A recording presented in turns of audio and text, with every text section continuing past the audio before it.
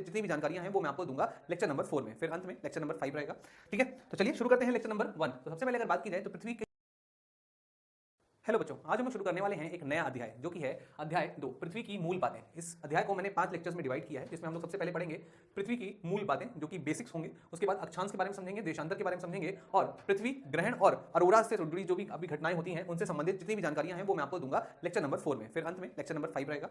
ठीक है, तो चलिए शुरू करते हैं लेक्चर नंबर 1। तो सबसे पहले अगर बात की जाए तो पृथ्वी की जो बेसिक बातें हैं वो क्या क्या है, तो पृथ्वी की सबसे बेसिक बात जो है वो ये है कि पृथ्वी अपने अक्ष पर तिरछी खड़ी हुई है, कुछ इस तरीके से, है ना। पृथ्वी अपने अक्ष पर कैसे खड़ी हुई है, तिरछी खड़ी हुई है। उसको खड़ा अगर देखा जाए तो सीधा ऐसा होना चाहिए था, परंतु खड़ी कैसे है, तो इसके बीच का जो कोण बनता है ये कितना बनता है, ये बनता है आपका 23.5 डिग्री का बनता है, कितना 23.5 डिग्री का। ठीक है, तो कुछ खास बातें जो आप लोगों को पता होनी चाहिए वो ये है कि पृथ्वी का जो अक्ष है और पृथ्वी के जो मध्य जो वो खड़ी हुई है रेखा वो एक तिरछी रेखा है, याद रखेंगे। और पृथ्वी की धुरी लगभग 23 घंटे 50 मिनट मतलब कह सकते हैं ये है आपकी 23.5 डिग्री झुकी हुई है। तो पृथ्वी जो है अपनी धुरी पर कितना झुकी हुई है, लगभग 23.5 डिग्री झुकी हुई है, जो कि मैंने आपको यहाँ पर बताया। ग्लोब की अगर बात करें तो ग्लोब क्या होता है, ग्लोब एक खास तरीके का पृथ्वी का मॉडल है। क्या है ये, पृथ्वी का एक मॉडल है जो आपको पता होना चाहिए। वो असलियत में जो पृथ्वी दिखती है उसका एक छोटा एक संक्षिप्त स्वरूप है जो कि ग्लोब के नाम से जाना जाता है। पृथ्वी चपटी गोलाकार है, अर्थात उत्तर और दक्षिण से संकुचित और केंद्र में उभरी हुई है। मतलब कहने का क्या हुआ, ध्यान समझिएगा, बहुत ही इंपॉर्टेंट शब्द मैं आपको बताने जा रहा हूं यहाँ पर कि पृथ्वी की जब हम लोग बात करते हैं ना, तो पृथ्वी कुछ इस तरीके से, लोगों को लगता है पृथ्वी कुछ इस तरीके से है, परंतु पृथ्वी इस तरीके से ना होकर वो थोड़ी सी चपटी है। कहाँ पर, यहाँ पर। तो पृथ्वी यहाँ पर इस तरीके से चपटी हुई है, ठीक है। इसके बाद यहां पर भी चपटी है, यहां पर वो थोड़ी सी ज्यादा उभरी हुई है, थोड़ी सी उभरी हुई है, ठीक है। तो ये इस तरीके का जो शेप है इसको हम लोग क्या बोलते हैं, इसको हम लोग बोलते हैं जियोइड शेप। क्या बोलते हैं, जियोइड शेप। नया रंग ले लेते हैं, तो ये जो शेप है इसको हम लोग बोलते हैं जियोइड शेप।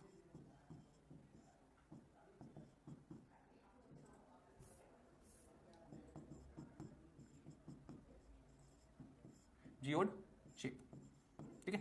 कोई डाउट यहां तक आया समझ में ये चीज, चलिए। तो ये ध्यान से समझिएगा, क्या बोला मैंने कहा कि पृथ्वी जो है वो ऊपर से कैसी है, गोलाकार ना होकर एक चपटी है और उत्तर और दक्षिण में संकुचित है, संकुचित मतलब चपटी हुई है, और केंद्र में मतलब यहां पर केंद्र में कैसी है, वो उभरी हुई है। ये खास बात आपको पता होनी चाहिए, किसके रिस्पेक्ट में, आपके पृथ्वी के रिस्पेक्ट में। ठीक है, चलिए अब आगे बढ़ते हैं, अब और चीजों को समझते हैं। तो पृथ्वी जो है उसकी गति के बारे में समझते हैं। तो पृथ्वी जो है वो पृथ्वी मैं अगर कहूं आपसे, पृथ्वी जो है वो अपने अकक्षा में घूमती है, और किसके इर्द गिर्द घूमती है, तो वो सूर्य के इर्द गिर्द घूमती है। थोड़ा समझिएगा इस बात को। क्या बोला मैंने कहा कि ये पृथ्वी है, ठीक है, और ये जो पृथ्वी है ये अपनी कक्षा में घूमती है, और ये कक्षा जो है वो कैसी है, वो दीर्घ वृत्ताकार की कक्षा है। जैसे मान लीजिए ये आपकी पृथ्वी है, ठीक है, ये पृथ्वी है आपकी, और इसके बाद ये घूम रही है किसके, दीर्घ वृत्ताकार इस तरीके से, ठीक है। कोई डाउट यहां तक, तो देखिए ध्यान से,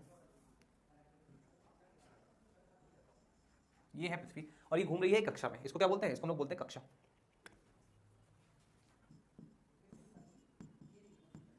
ठीक है, कक्षा में घूम रही है। और ये है आपका सूरज क्या है, ये सूर्य। कुछ चीजें जब आप लोगों को समझनी है वो क्या है, देखिए ध्यान से। सबसे पहले जो पॉइंट है वो ये है कि सूर्य जो है वो बिल्कुल केंद्र में है, सूर्य केंद्र में है, और सूर्य के इर्द गिर्द घूमती है आपकी पृथ्वी। पहली चीज तो ये आपको पता होनी चाहिए।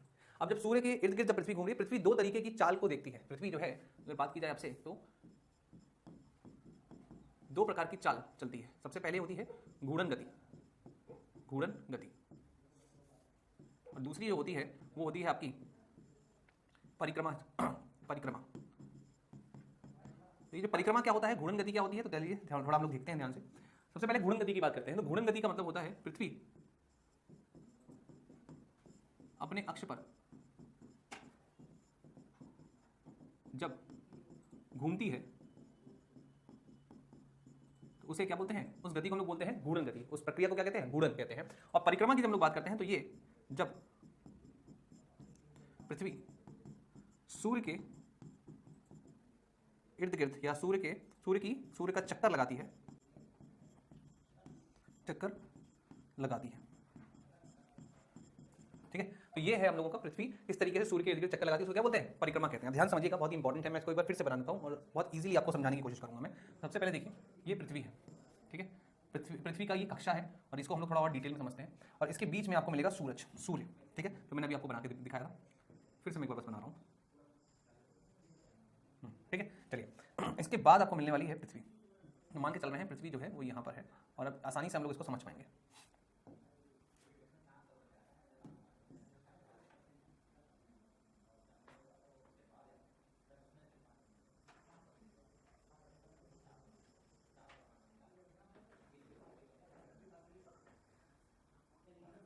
ठीक है, ये है पृथ्वी। अब पृथ्वी पर अगर देखा जाए तो पृथ्वी अपने अक्ष पर भी घूमती है और इसके साथ साथ आप देखेंगे कि पृथ्वी कक्षा में भी घूमती है। तो ये आप देख सकते हैं, ये दो चीजें आपको देखने को मिल रही होंगी। क्या? सबसे पहले पृथ्वी जो है वो अपने घूर्णन पे या कह सकते हैं अपने अक्ष पर घूम रही है और पृथ्वी जो है इर्द गिर्द भी घूमेंगे किसके? सूर्य के। तो ये क्या है? ये है आपका सूर्य। अब देखिए ध्यान से, बहुत ही इंपॉर्टेंट चीजें आप लोगों को समझनी है। जब पृथ्वी अपने अक्ष पर घूमती है, क्या बोला मैंने? जब पृथ्वी अपने अक्ष पर घूमती है तो कुछ खास बातें आप लोगों को ध्यान रखनी है। सबसे पहली क्या खास बात है? वो ये है कि सबसे पहली चीज जो आपको इंपॉर्टेंट है वो ये है कि कितना समय लगता है। तो समय अगर आपसे कोई पूछे तो आप बताएंगे लगभग 24 घंटे। कितने? 24 घंटे। लगभग 24 घंटे लगते हैं। वैसे लगभग इसलिए लगाया हुआ है क्योंकि 23 घंटे लगभग 54 मिनट कुछ सेकंड जो है 4.46 जो सेकंड है वो लगते हैं। तो समय आपका कितना हुआ? समय लगता है आपका लगभग 24 घंटे का।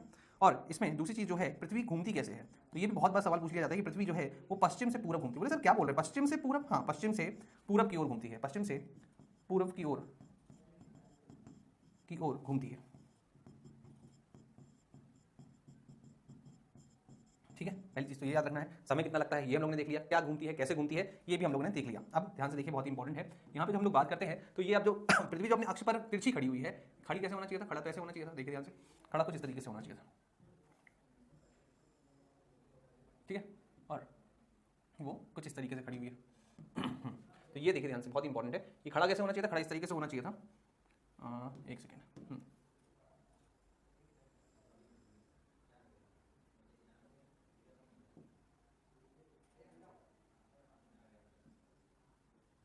ठीक है, तो ये दिख रहा होगा आप लोगों को इजीली। चलिए, तो ये जो एंगल आप देख रहे हैं ना, ये एंगल बहुत ही खास है। ये एंगल कितना है? ये एंगल है 23.5 डिग्री का। कितना? 23.5 डिग्री का। और ये किस किस के बीच में है? ये है आपकी आधार रेखा और ये भूगोलिक रेखा। भूगोलिक रेखा, क्या बोला मैंने? आधार रेखा। और दूसरी कौन सी हो गई? दूसरी हो गई आपकी भूगोलिक रेखा, जो आपको याद रखनी है। उनके बीच का जो कोण है वो कितना है? वो है 23.5 डिग्री का कोण। अब इसमें अगर हम लोग देखें तो दूसरा जो शब्द आपको याद रखना है वो है आपका परिक्रमा। क्या है? परिक्रमा। तो परिक्रमा की जब हम लोग बात करते हैं तो परिक्रमा हम सभी लोग जानते हैं कि जब पृथ्वी सूर्य के इर्द गिर्द चक्कर लगाती है तो एक टाइम आता है जब सूर्य के काफी निकट होती है और एक बार टाइम आता है जब सूर्य के काफी दूर होती है। तो वो क्या है कि पहली चीज तो आप लोगों को जब परिक्रमा की बात करेंगे तो हमें समझना है कि असलियत में जब पृथ्वी अपनी कक्षा में सूर्य के परिक्रमा करती है तो उसे क्या कहते हैं? तो उसे परिक्रमा कहते हैं। परिक्रमा। ठीक है, और एक होता है आपका परिक्रमण काल। परिक्रमण काल की अगर मैं बात करूं तो परिक्रमण काल जो है वो क्या है? कितना समय लगता है परिक्रमा करने में? तो पृथ्वी को कितना समय लगता है? कितना समय लगता है?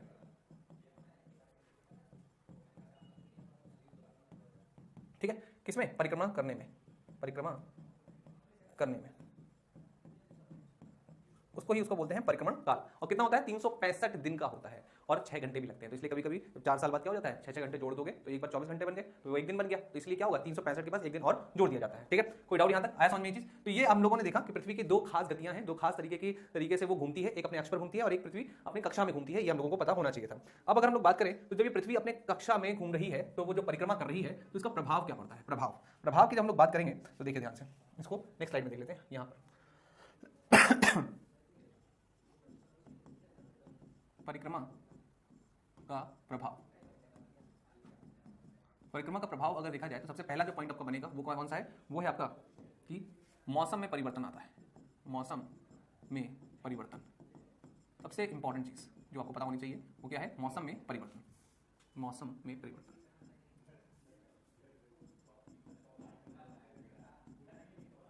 ठीक है, कोई डाउट यहां तक? तो मौसम में परिवर्तन किस तरीके से? तो मौसम में परिवर्तन कुछ इस तरीके से होता है कि 4 अलग अलग डेट्स हैं आपकी। 21 जून, ठीक है, फिर आपकी 22 दिसंबर, फिर आपकी 23 मार्च, और फिर आपका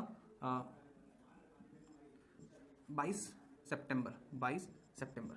तो ये कुछ ऐसे समय हैं जो आपको याद रखने हैं। इसमें क्या होता है, अगर देखा जाए तो यहाँ पर 22 जून में सूर्य के इर्द गिर्द जब परिक्रमा लगा रही होती है पृथ्वी, तो फिर 22 जून को उत्तरी गोलार्ध में, ठीक है, सूर्य का ताप ज्यादा होता है, सूर्य का ताप ज्यादा होता है।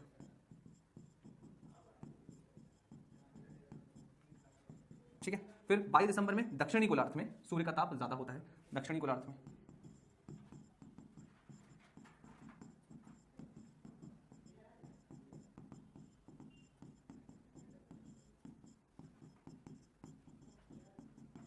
ज्यादा होता है। ठीक है, कोई डाउट यहां तक? चलिए, अब 21 और 22 जो सितंबर है, इसमें अगर देखा जाए तो पृथ्वी पे 6-6 महीने के दिन और 6-6 महीने की जो रातें होती हैं, वो तो यहाँ पे आपको 2 दिन दी जाएंगी। इस समय पर पृथ्वी के दोनों गोलार्धों पर बराबर के दिन और बराबर रातें होती हैं। ठीक है, तो इस समय पृथ्वी के दोनों गोलार्ध,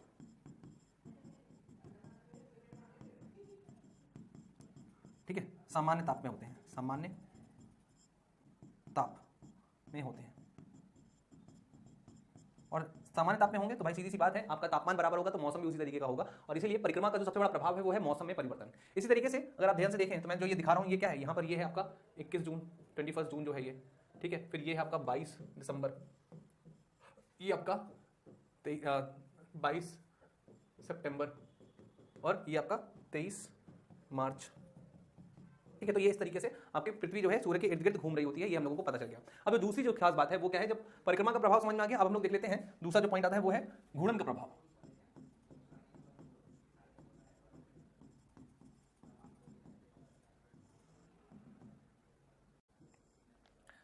घूर्णन प्रभाव में सबसे पहला प्रभाव आएगा दिन और रात, दिन और रात।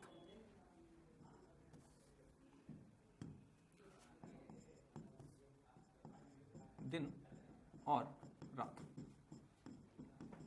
ठीक है, ये बहुत इंपॉर्टेंट है जो आपको पता होना चाहिए। दिन और रात होते हैं, इसके साथ साथ अगर देखा जाए तो आपको और क्या मिलेगा, यहाँ पर आपको देखने को मिलेगा कि पृथ्वी जो है जब वो घूम रही होती है तो एक बल भी उत्पन्न होता है जिसको हम लोग बोलते हैं कोरोलिस बल, कोरोलिस बल, कोरोलिस बल।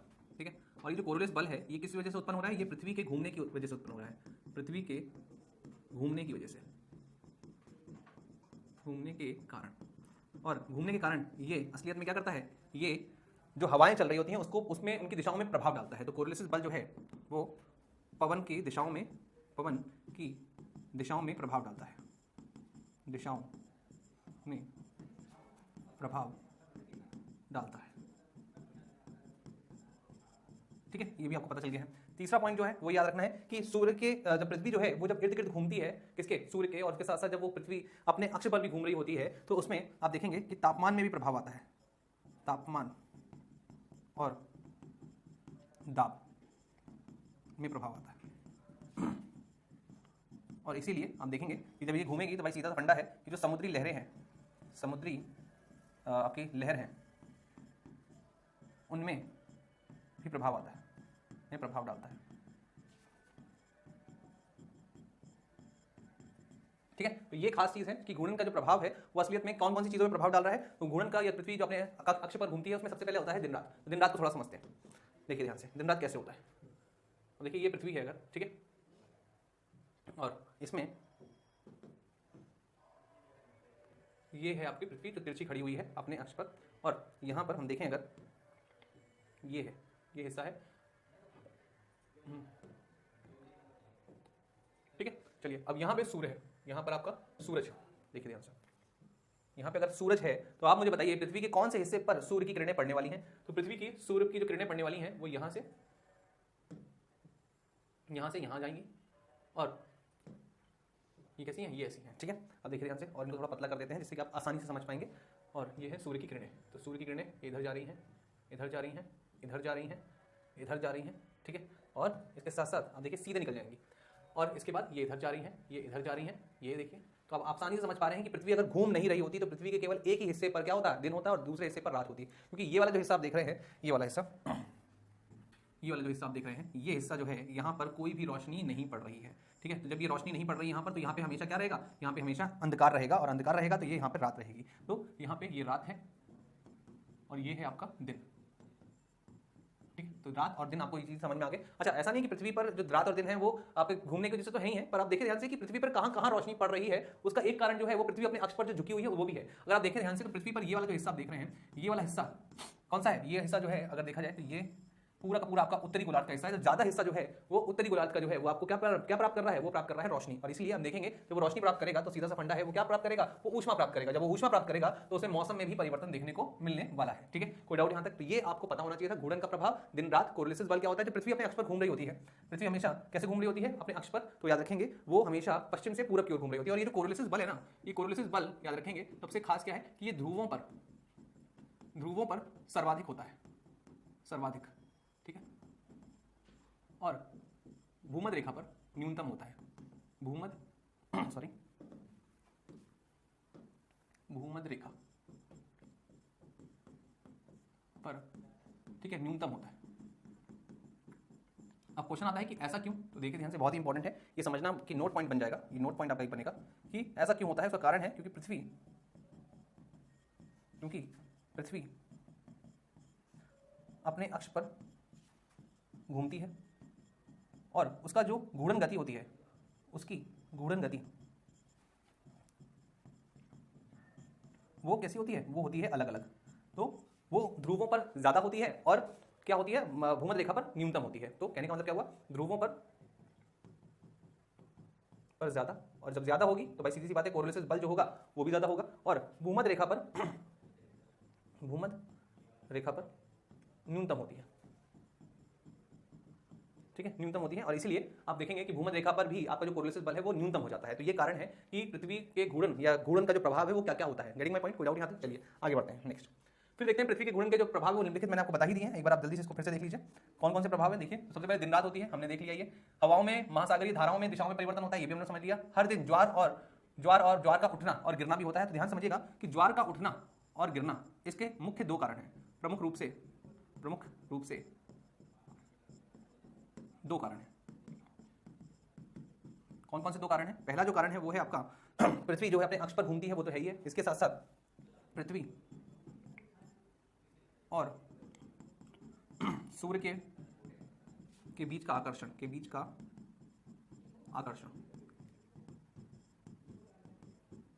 ठीक है। कोई डाउट यहां तक? चलिए, तो ये आपको याद रखना है।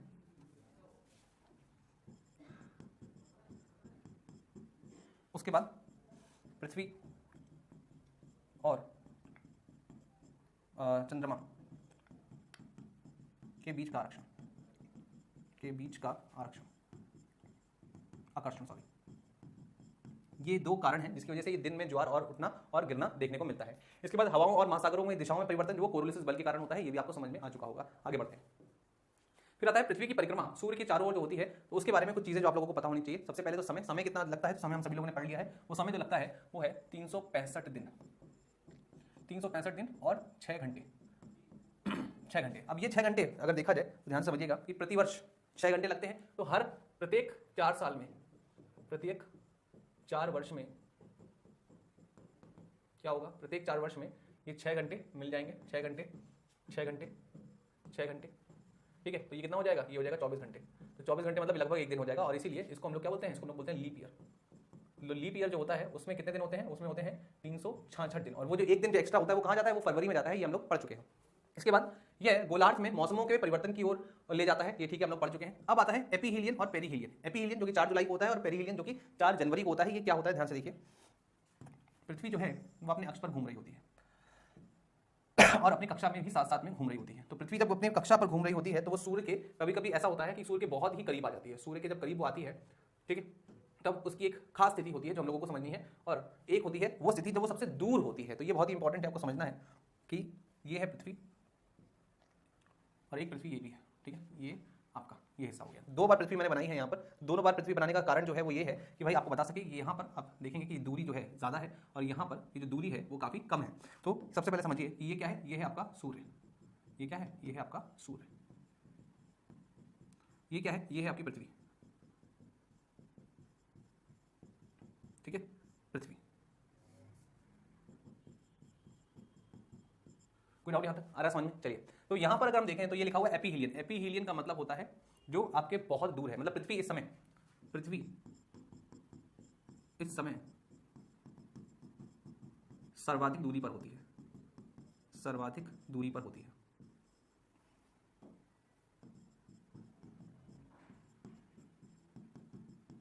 ठीक है, और यहां पर आप देखेंगे कि सर्वाधिक निकटतम अगर देखा जाए तो कब मिलती है, तो ये वाला एरिया है। ठीक है,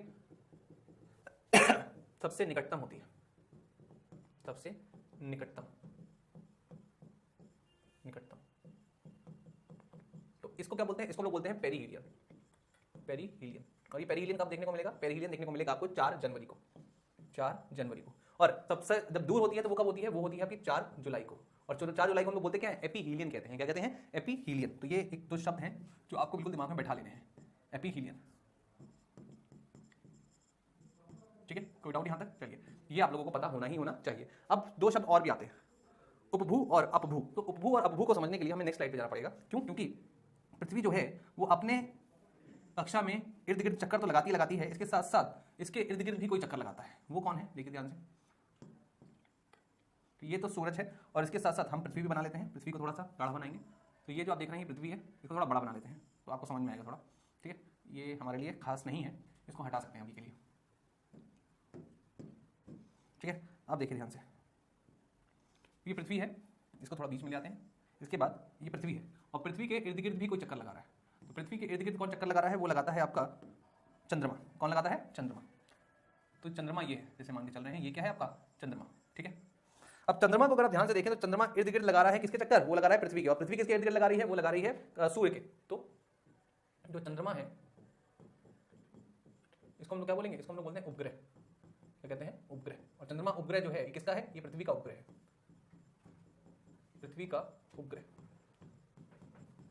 और पृथ्वी के उपग्रह होने की वजह से पृथ्वी के इर्द गिर्द चक्कर लगाता है। और जब पृथ्वी के इर्द गिर्द चक्कर लगाता है तो ये 2 खास स्थितियां यहां पे देखने को मिलती हैं। कौन कौन सी हैं? वो ध्यान से देख समझिएगा। उनमें से एक स्थिति जो भी हम लोगों ने पढ़ी, कौन सी? एक है आपकी उपभू और दूसरी है आपकी अपभू। तो यहां पर भी आपको ऐसे ही याद रखना है जैसे आपका ऊपर वाले में याद रखा। तो जब अगर मैं बात कर रहा हूं आपकी पेरिजी, तो पेरिजी क्या है? जब चंद्रमा पृथ्वी के निकटतम है, पृथ्वी के समीप है, सर्वाधिक समीप है, सर्वाधिक समीप है। ठीक है, और यहां पे एपोजी मतलब क्या होता है? जब चंद्रमा पृथ्वी से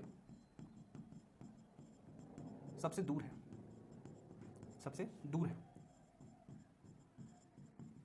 कोई डाउट यहां तक आ रहा है समझ में? तो यहां पर अगर हम लोग देखें ध्यान से तो पृथ्वी के जो सबसे पास होगा तो वो हो जाएगा उपभू। क्या बोलेंगे उसको हम लोग? देखिए ध्यान से, उसको बोलेंगे उपभू। और जब जो दूर होगा, सबसे दूर होगा, तो उसको क्या बोलेंगे? अपभू बोलेंगे। तो ये हो गया आपका उपभू और ये वाला जो हिस्सा हो गया आपका अपभू हो गया। तो मुझे लगता है कि अब आप लोगों को लोकेशन जो है समझ में आ रही होंगी, स्थितियां समझ में आ रही होंगी। पृथ्वी किसके इर्द गिर्द घूमती है? चंद्रमा किसके इर्द गिर्द घूमता है? चंद्रमा कब दूर होता है, कब पास होता है, ये सब हमने देख लिया। अब आगे बढ़ते हैं, हम देखते हैं कुछ नोट पॉइंट्स को। अच्छा, एक पॉइंट और रह गया है, देखिए ध्यान से। नोट, हम हमेशा चंद्रमा का एक ही पक्ष देखते हैं क्योंकि चंद्रमा के घूमने की अवधि पृथ्वी के चारों ओर इसकी परिक्रमा की अवधि के बराबर होती है। मतलब कहने का क्या हुआ? ये कहने का मतलब हुआ कि हमेशा हम लोग जो चंद्रमा है उसका एक ही भाग देख सकते हैं। क्योंकि एक ही भाग इसलिए देख पाते हैं क्योंकि जब ये जितना ये घूमता है तेजी से, उतनी ही तेजी से ये पृथ्वी के इर्द गिर्द चक्कर भी लगाता है। तो हम लोग केवल हमेशा इसका एक ही भाग देख पाते हैं, दूसरा भाग नहीं देख पाते। और इसलिए इस जो भाग हम नहीं देख पाते उसको हम लोग बोलते हैं डार्कर साइड। क्या बोलते हैं? Darker side. ठीक है, ये एक अंग्रेजी शब्द है जो आपको पता होना चाहिए, डार्कर साइड, डार्क साइड। उसको अंधियारा, ठीक है, अंधियारा दिशा मत बोल दीजिएगा, डार्क साइड ही इसको बोला जाता है। और यहाँ पर हम लोगों ने अपना चंद्रयान जो है उसको उतारने की कोशिश की थी, पर उतार नहीं पाए, वो अलग बात है। पृथ्वी के झुके हुए अक्ष का प्रभाव क्या होता है? तो भाई सीधी सी बात है, पृथ्वी जब अपने अक्ष पर झुकती है तो उसका प्रभाव क्या होगा? तो उसका सबसे बड़ा प्रभाव है कि एक वर्ष में अलग दिन और अलग रातें होती हैं और विशेष ताप क्षेत्र का निर्माण होता है। तो विशेष ताप क्षेत्र का निर्माण क्या होता है? ध्यान से देखिएगा। कहने का तात्पर्य बस इतना सा है कि जो पृथ्वी होती है इसमें अलग अलग क्षेत्र में अलग अलग तरीके से आपको ऊष्मा गिरती है। और यहाँ पर आपके 3 अलग अलग तरीके के क्षेत्र बनते हैं, जिसमें एक होता है टॉरिड जोन, फिर एक होता है ट्रॉपिकल जोन, एक होता है आपका टेम्परेट जोन और एक होता है फ्रिजिड जोन। इसको हिंदी में बोलते हैं हम लोग भूमध्यरेखीय क्षेत्र, उष्णकटिबंधीय क्षेत्र और उसके बाद आता है आपका उपोष्णकटिबंधीय और फिर आपका ध्रुवीय क्षेत्र। अब आप बोलेंगे सर आप यहाँ पे क्यों नहीं बता रहे हैं? इसको इसलिए नहीं बता रहे कि इसको डिटेल में हम लोग पढ़ेंगे आने वाले लेक्चर्स में। तो कोई डाउट यहाँ तक? तो यहाँ पर ही हमारा छोटा सा जो लेक्चर है कंप्लीट होता है। मिलते हैं नेक्स्ट लेक्चर में। Thank you.